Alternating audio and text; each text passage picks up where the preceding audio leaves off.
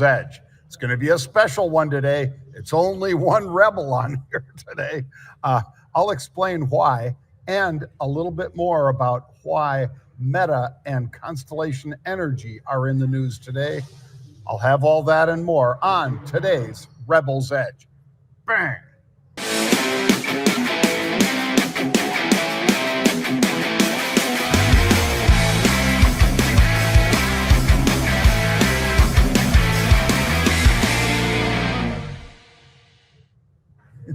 Well, folks, it's kind of planes, trains, and automobiles. And I think there was an automobile on the runway, which caused us to abort a landing.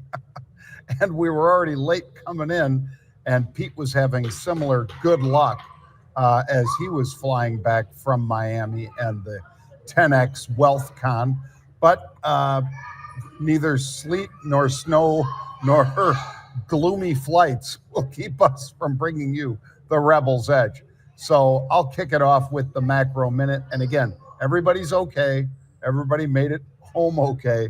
But I'm the only one that's in a position right now to deliver the Rebel's Edge. So macro minute, I'm going to say that even though yesterday we started off with losses, we quickly bottomed and then went higher. Well, that might be a similar kind of story today, although we didn't start off hard to the downside, but we did rally pretty good as people started thinking more and more that some of these tariffs that Trump announced over the weekend, or at least Sunday night into Monday, were not going to be as onerous or as much of a problem as they at first surmised.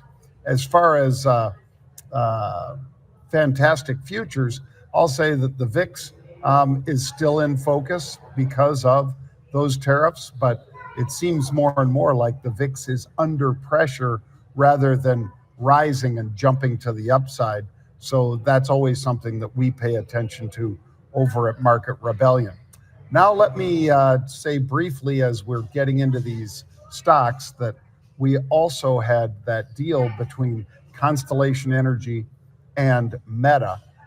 You've heard about Constellation Energy and Microsoft earlier this year when they announced that they would be restarting 3 Mile Island, one of the plants that had been shut down basically since they had that issue back in the 70s. Well, now Meta is saying they are cutting a deal with Constellation Energy as well.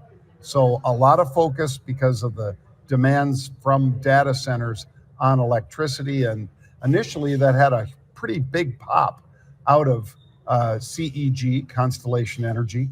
It closed last night at 313 and change, and it went all the way up to 343. But right now it's only up about $3, which is a little less than 1% for a $300 stock. So that's just to fill you in on Meta and Constellation Energy, because that happened just before we were landing. But here I'll hit up 4 stocks, starting with Credo Technologies. They expect full year revenue increase 85% year over year. And that's after leaping 126% during fiscal year 2025. This is a big deal, folks. And Amazon signing up with them. Amazon accounts for roughly 61% of their business. Last quarter, it was 86%, but now they've basically got in Microsoft as well, and Microsoft taking about a 12% of their available time. And then XAI, which of course is Elon Musk's company, also needing what Credo Technologies or CRDO can provide. Next stop, Dollar General. As you might imagine, if indeed people are crimped by some of the higher costs that some retailers are passing on, some of them are eating that, of course, but those that are passing it on, well, if people are put off by that, many of the places they go are exactly Dollar General type stores. For that reason, they got a couple pretty good upgrades today. They came in, the discount retailer had about a 2.5% increase in same-store sales, which is a sign that people are already switching a little bit, and Dollar General shares moving up by better than 16% just a little bit ago. Third stock today, Pony, Pony, down at least 11% early on. Their partnership, they entered into this strategic partnership with Shenzhen Zaiyu Corporation. And unfortunately for them, though, even though they have this very large taxi operator, they're going to jointly deploy about 1,000 of Pony's seventh generation or G7 rather, robo taxis over the coming years. But even that news wasn't good enough to lift the stock to the upside. Finally, HIMS, HIMS. This is Hims and Hers, if we give you the full name, symbol HIMS.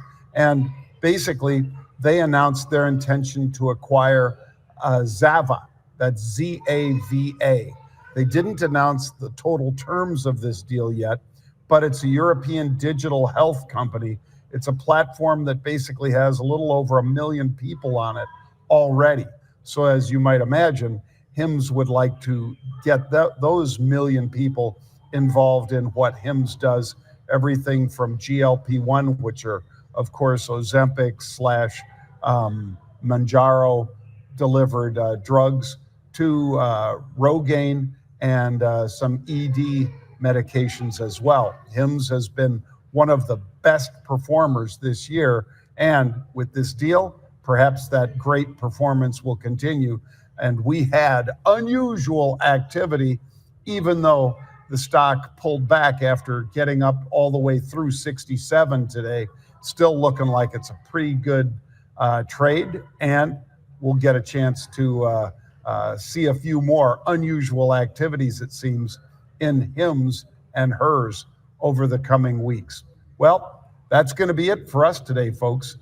We appreciate you joining us for this abbreviated version of the Rebel's Edge.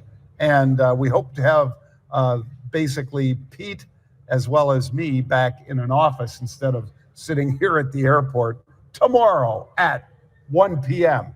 Eastern Time. We'll see you then, folks.